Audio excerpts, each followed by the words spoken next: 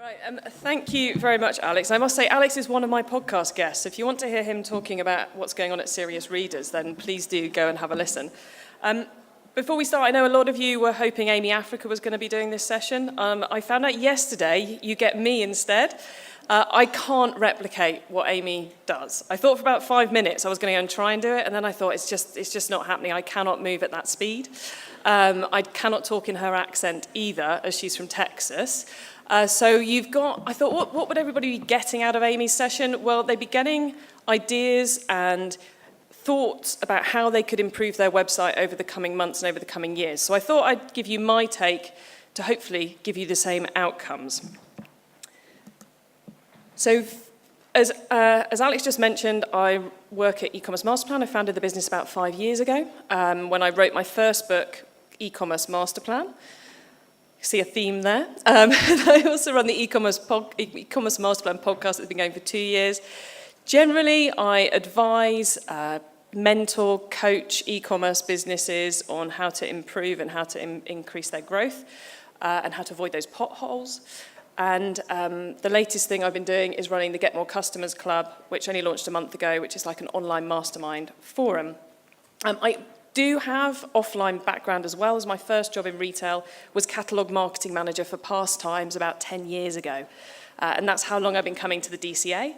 So hopefully you're going to find the bits and pieces I'm going to be running through today super useful. If you've got any questions, come and grab me. I'm around till about 5:30. Or just email me, which is chloe@ecommercemasterplan.com. So I thought I'd start by just really focusing in on what the role of the website is. Because it's a lot of different things, or 3 different things to my mind. It's to educate the customer about your business and about your products and about how to buy from you. It's to enable them to buy, as we've been talking about already this morning, about having the catalogue using the website as an order channel. It's also about encouraging the customer to buy. So it's got those 3 roles to portray. And how it goes about doing those 3 roles is going to be different in every business. For some of you, it's all about telling the story. It's all about educating that customer. For others of you, it's going to be far more heavily on the area of how to get them to buy. For others, it's going to be simply about that enabling method so they can quickly place those orders. So I think that's how to work it. Can you tell I only did put this presentation together last night? So please excuse the stumbling. I promise you the content's good, but there may be a few stumbles. Right, so if that's what you're trying to achieve, and the mix is different from company to company, how do you work out what the mix should be for you? Well, for me, that all comes back to listening to the customer and to finding out what the customer needs from you and where their problems are and where their hang-ups are. So I'm going to start off with a couple of ways of listening to the customer to work out what you should be doing on your websites to improve the number of sales that you're getting, to achieve these 3 aims. Then I'm going to go into some kind of more, not quite one size fits all, because one size pretty much never fits all in the world of websites, but some things which hopefully you can all take away and implement or look at in order to grow those sales, maybe even this side of Christmas. So the first thing you have to do if you're going to look to improve your website and how well it works is to listen. Passively listen to your customers. Not ask them questions, but literally just sit there and see what information they're already giving you, what's already annoying them, what's already making them happy, making them buy. And there's a lot more ways to do this than simply to sit and listen in with customer services for half a day, which is an awesome thing to do. But there are lots of other ways for you to listen to the customer. And I talk about listening to the customer a lot, and a lot of people think I literally mean listening. I mean a lot of other things. So it includes diving into those Google Analytics to find out what's going on, find out which, as Kevin was talking about earlier, we should be doing more on the merchandising side. Well, look at those product pages. What product pages are getting the traffic? Are they leading to the sales? Is your top visited product page also your top best-selling product? If not, why not? How can you fix that? I'm going to show you an example of another couple of Google Analytics bits on the next slide. Obviously, there's customer service, transcripts, feedback, listening to the shop team if you've got physical stores. We've got what emails customers are sending into you. How are they responding to your email marketing? What's getting the clicks? What's getting the traffic? What's getting the opens? Social media analytics. There's a world of stuff you can learn from that. Live chat stats, what pages are people going to the live chat on? Where are they getting stuck? What questions are they asking? What words are they using in those live chats? Product sales data. Hotjar is an awesome little tool you could implement on your website that tracks user journeys. And there's so many more. There are so many more things you can look at that already exist in your business that don't require you installing anything else, that will tell you about where your customers are loving it and where your customers are hating it. Then you know where to look to make those improvements. Now, unfortunately, you probably can't see the numbers on this, but I'll give you the key story as we get there. So this is one of my favorite places to start looking at any website if I'm looking to improve e-commerce performance. This is the landing pages report in Google Analytics. So it's where people are landing on your website for the first time and then the impact that's having. So this is, or you will find it if you go to Analytics, Behavior, Site Content, Landing Pages, because all the best reports in Google Analytics are hidden, as we all know. So this is for a retailer for May, and I've blocked out to hide their identity, some key details, and it's ordered by number of sessions. Now, the key thing for me on this particular one is to look at the number of transactions. So the first one is 5,000 visits, 1,000 transactions. The next one's number 2 is 3,000 visits and 300 transactions. The third one is 746 visits, still a lot of people to come to your site in 1 month, 0 transactions. So over 700 people thought that piece of content, wherever we were appearing, was great, and they came and they landed on that landing page, and they went, nah, I'm not buying. For me, that's a massive opportunity. Go and take a look at that page, work out what's going wrong on that page. Why aren't people buying? In this particular instance, it's a blog page, really, really nice piece of content. Almost all the traffic to this, when you look in other places, is coming in from SEO. And why aren't people buying when they get to that page? And if you extrapolate this out over 6 months, there's still no orders and there's a lot of traffic. Why aren't they buying? Because nowhere on that page does it ask them to buy. Nowhere on that page, within that blog content, is there a single link to a product or a product category. Now that's a big opportunity in my book, anyway. So that's my kind of first thing is listen. There's all these different places you can be listening with the stats you've already got to find yourself opportunities. Of course, even in that example, it might not have been quite so obvious why the sales are coming in. So the next thing you need to do is start asking the customer. Once you've identified those places where you've got problems or you've got opportunities, ask the customer, find out from the customer what is what you should be doing to fix it. And again, there's lots of different ways you can do this. You could give the question to customer services to ask of the right type of people, the same to your shop staff. You can run general surveys. Email your list with a with a SurveyMonkey survey asking them, we're thinking of moving our product range into trees and trowels, maybe, in the garden sector. Which one do you think we should do? It can be as simple as that, but it can give you huge guidance on where to go with the business. Obviously, that's not quite a website piece, but I think website merchandising, marketing, they really do all merge into one. Customer forums can be a great thing. Get the customers actually there. Ask them the key questions you need answers to. Live chat and pop-up surveys. This is one of my favorites. It's on the next slide, so I shall talk about it then. Facebook groups can be a brilliant place to get feedback from your customers if and when you've got that question. They're there, ready, willing, and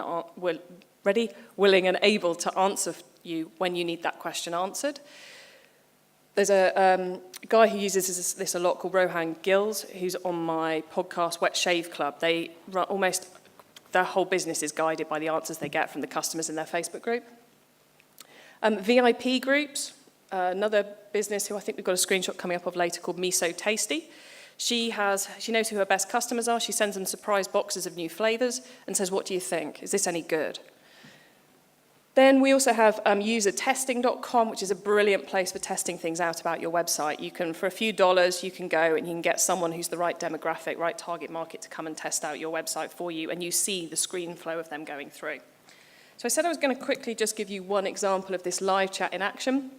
This is from a business called Wink Beds, and weirdly, they're deploying this on the homepage when you arrive, which I think is a terrible place to deploy this type of live chat. But it says, for those of you who can't read it, quick question, if you didn't find the information you were looking for, could you tell us what was missing? Thanks. That is the sort of thing you want to deploy on a page where you know you have large exit rates.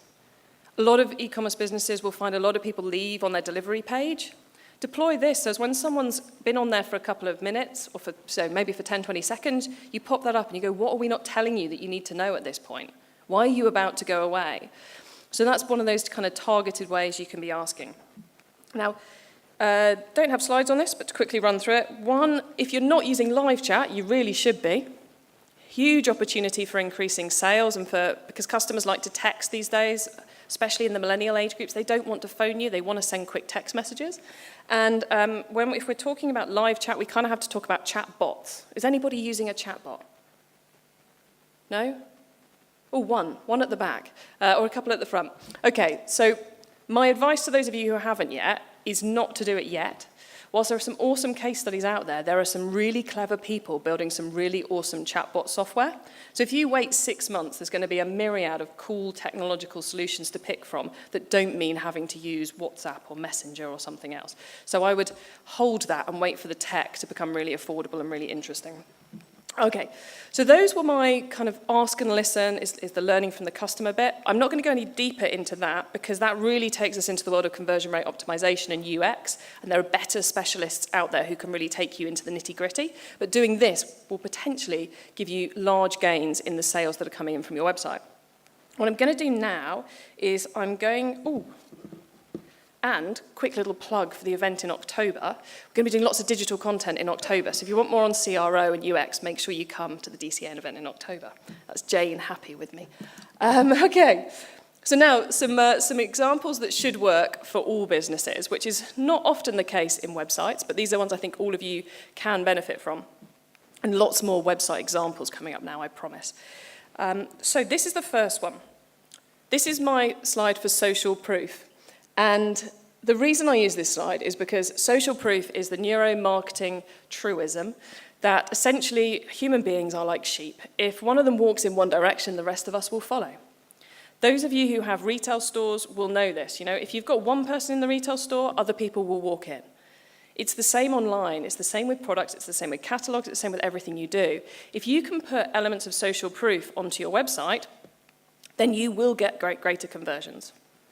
The science, again and again and again, tells us this. And there are lots and lots of different types of social proof you can use. You've got customer testimonials, reviews, the fact you're #1 in the world. You've got the fact you've got this award, that award, these credit card logos. There are so many of them out there. There is no excuse for not putting them on pretty much every single page of the website, including the checkout. One of my favorite websites for this is Beads Direct. This is from their homepage. And I love the fact they have these customer testimonials right there, nice and big, right on the home. This isn't the top of the homepage, this is a little bit further down. They're fresh, they're new. I took this screen grab in late May, and they're really, really up to the minute. You've got the name, you've got the date, you've got what they're saying and what they're loving about the product. Then, directly under it, you've got About Us, with the fact they're a FIFO Gold Trusted Merchant, together with, we are Europe's #1 bead and jewellery making supplier. Anyone who's coming to their site for the first time is getting that loud and clear. We are trusted in bead and jewellery design. You can buy from us safely. Now get on and find some beads and some jewellery making equipment that you want. Really powerful because it enables consumers to see that other people are happy buying from you. So that's just a no-brainer for improving website performance. Which brings us on to make the right first impression, not just make a good first impression. In this day and age, attention spans are getting shorter, especially if you're targeting those younger markets. So you need to make sure that the first time someone gets to your website, they're getting the right message from you. They immediately understand what you do. I challenge you at some point today during one of the breaks, or as you're zoning out, because there's an awful lot of content going on today, and I know we all zone out a bit, take a look at your own website. The very first view you get on either mobile or desktop. Does it actually tell the new person coming to your business what you do? And do the same thing for your top landing pages. I've got you 2 examples, I think, of people who are particularly good at this. This one is Project Repat. This is an example which many of you may have seen before when I talk about email marketing. I talk about Project Repat a lot. I also love their homepage. They are a business who sell custom T-shirt quilts. They're in America, multi-million-pound turnover business. They take your prized T-shirts, cut them up, and turn them into a blanket. Not a product which entirely makes sense in the UK market because we don't have quite the same t-shirt for everything. But if this was an American conference, you would all be walking away with 3 t-shirts by the end of it at least. Suppliers would be giving away t-shirts, the event would have its special t-shirt, and this goes through American society from what I've seen about it and from what I hear from the guys from Project Repat. So they've got, first view you see, this lovely college student with her dad and her brother holding up a quilt of t-shirts. It's pretty obvious what they're doing, what they're selling here. And at the top, which you probably can't read, but the top, that text which runs across the top says more than 175,000 t-shirt quilts made, best quality and price since 2012. They've got both the message of what they do and the social proof message right in that one line of text. So is there one line of text you can put on your site to immediately show people what you do and why they should be buying from you? Getting that first impression right. This is Miso Tasty, who I mentioned earlier. Slightly more difficult sell, miso, because it's a brand new kind of flavouring for the UK. Not many people have had miso soup. Not many people know what it tastes like. So they're working a little bit harder here to get the message across. So here, down the bottom, they've got Miso Tasty every day. We make super tasty Japanese-inspired snacks and meals that are easy to make, nutritious, and feature our signature miso made in Japan, based in London. See, I can barely read it, so I'm sure those of you at the back can. But it says exactly what they do. It's also got that quality part behind it as well, because it's saying about how they've made that miso right in recipes from Japan. They've also got this messaging across the top about how good it is for you. Repair and rest post-workout with Miso Tasty.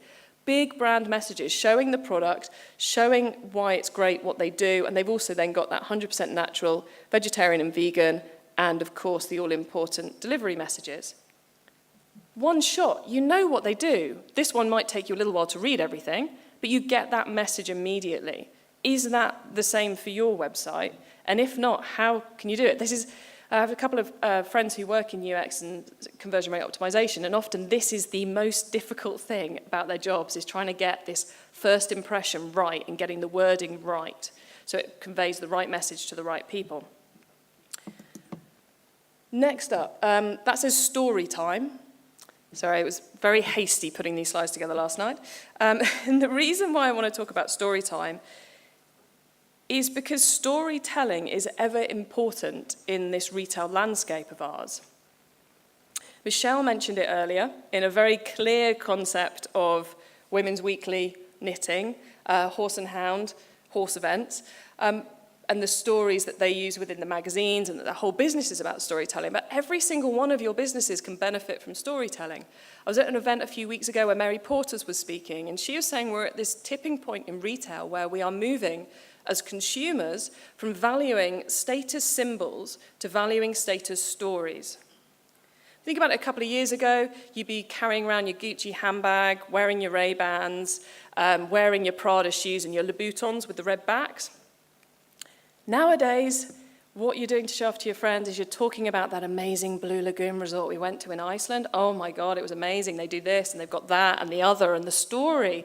And you buy your goods from the farmer's market because you can tell them about Jimmy who breeds the pigs and makes the bacon and how he makes the bacon. I mean, it's quite boring to listen to for a lot of us, but it's what we want to do to brag to our friends. Now, building the stories around your products is one thing, and it's something which people tend to be better at. So I wanted to focus this bit on About Us pages. And I'd just like to point out, I die a little every time I come across a retail About Us page which says, contact us with the phone number, the email address, and the address. It is not good enough. You have to tell people a bit about the soul of your business. How long have you been around? What do you do?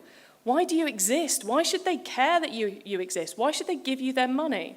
What's that story? Because they don't just want to be able to say, I got this bacon, it was cured like this. They want to say, I got this bacon, it was cured like this because James knows what to do with his pigs. They want that full end-to-end piece. One of the favorite examples I have of this is a business called Farm Toys Online. They have an awesome homepage, by the way, which does most of what I'm talking about today, so go and check that one out. But also on that, this is part of their homepage. Our little story, come and find out more about us. It's right there on the homepage. Come and find out more. And if you come and find out more, you get this awesome story, which, yeah, I've got time to read it out for you. I'm only going to go as far as this goes. I don't have the whole thing, so we won't be here too long. So once upon a time, there were 3 children called Emily, Oliver, and Harry. They were all different and each liked things their own way, especially when it came to dinner time. But they all had one thing in common. They loved farm toys. Emily was horsey mad, Oliver loved playing farmer with his cows and sheep, and Harry was crazy about tractors. Their poor mum, Julia, would get in a bit of a tangle going from shop to shop and site to site, trying to find their favourite farm toys. How much does that appeal to their customer who has been going from site to site trying to find their kids' favourite farm toys? It's a brilliant story. It goes on a little bit longer, but it really calls out to their core market, and it gives you a reason to want to buy from that site. It gives you a story to tell your friends and to brag about when you're dropping the kids off, wherever you're dropping them off today.